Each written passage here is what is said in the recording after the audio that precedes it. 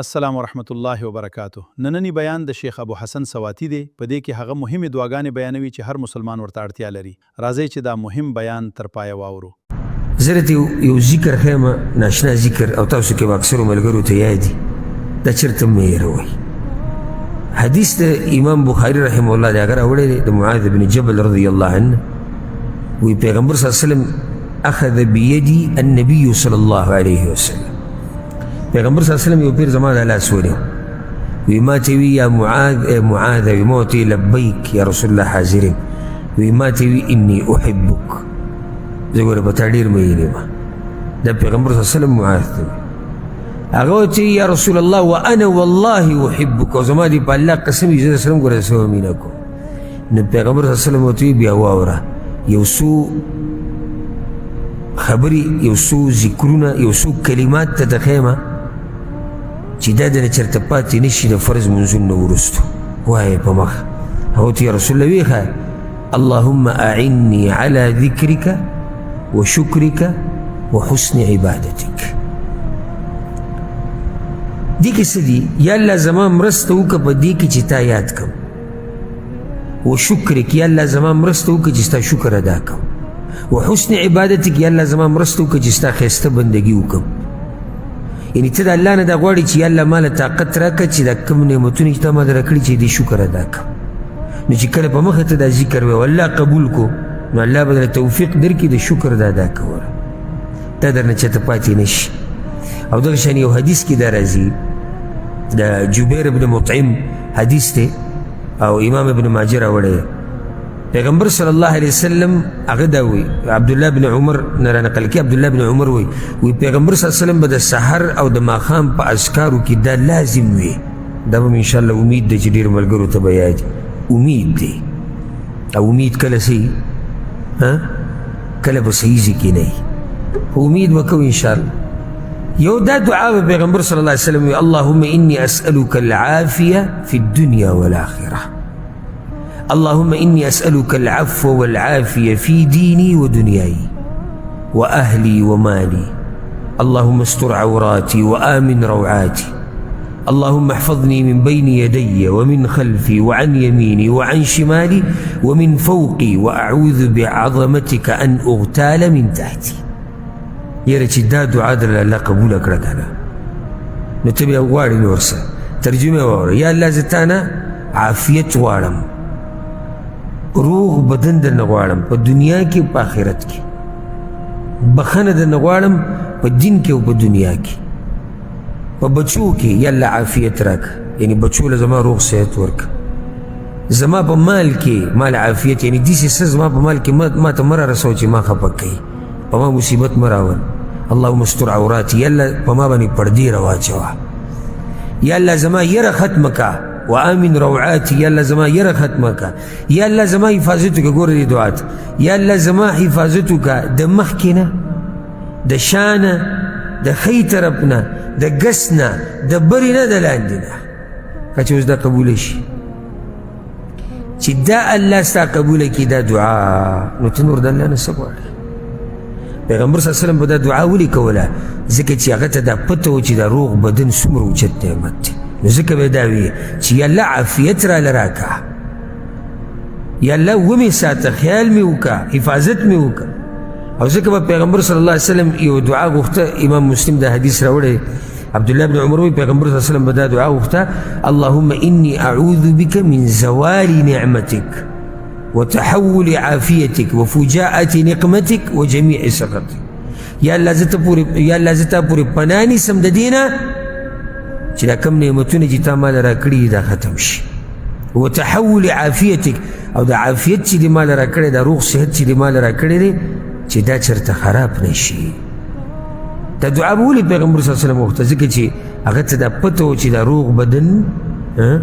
د اوچت نعمت. بلکې سبحان الله دا ناشنا روایت ته امام ترمذي راوړی دی عباس رضی الله عنه څوک دی د پیغمبر صلی الله علیه وسلم تر که شک کې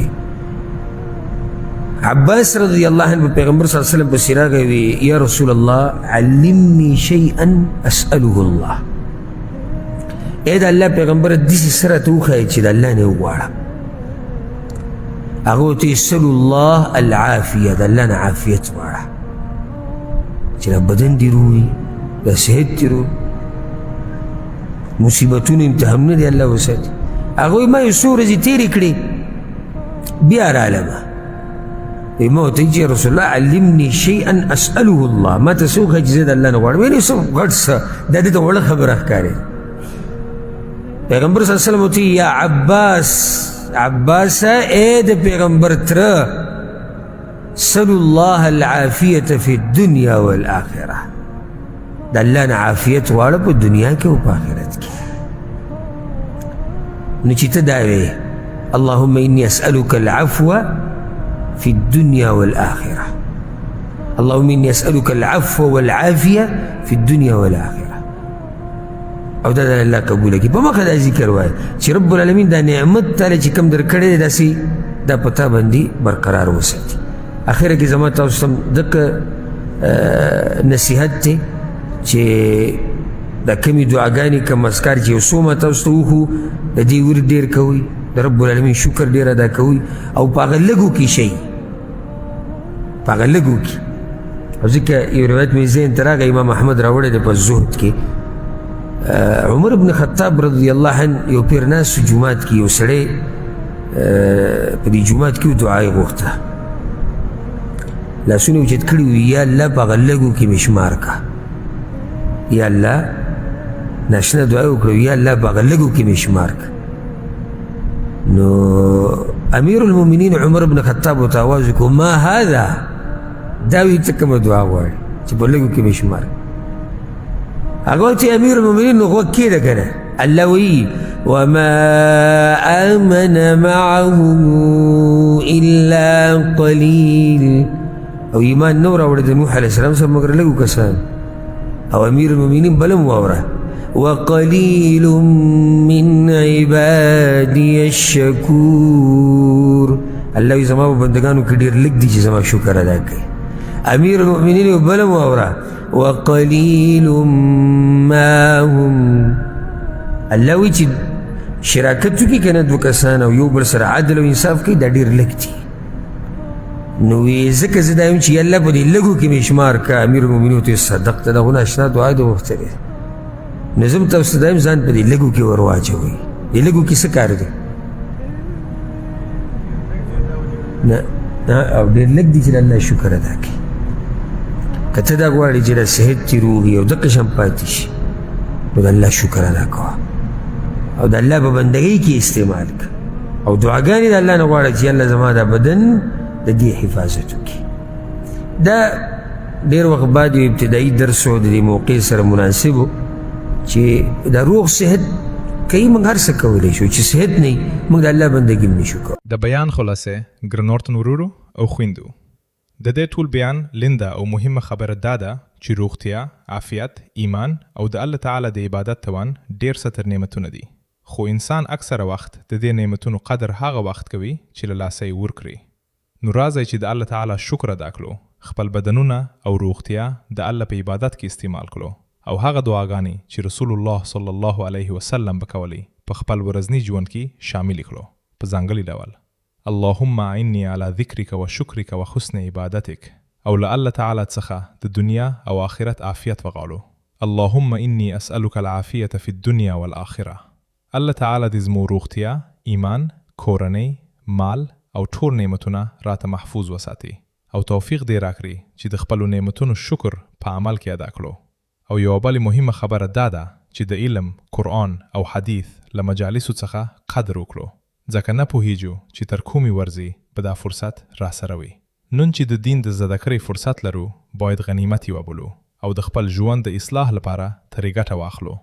الله سبحانه وتعالی دې موږ ټول د خپلو شکر کوونکو بندګانو په ډله کې شامل کړي زموږ بدنونه دې روغ او عافیت دې راکړي زموږ ایمان دې مضبوط کړي او موږ دې د خپلو نعمتونو په صحیح استعمالولو بریالي کړي اللهم اعنا على ذکرک و شکرک و حسن عبادتک وارزقنا العافیة في الدنيا والآخرة آمين يا رب العالمين وصلى الله وسلم على نبينا محمد وعلى آله وصحبه أجمعين که زمونږ د نننی بیان مو خوښ شوی وي نو مهرباني وکړه ویډیو لایک کړئ او چینل در سره سبسکرایب کړئ. جزاک الله خیرن.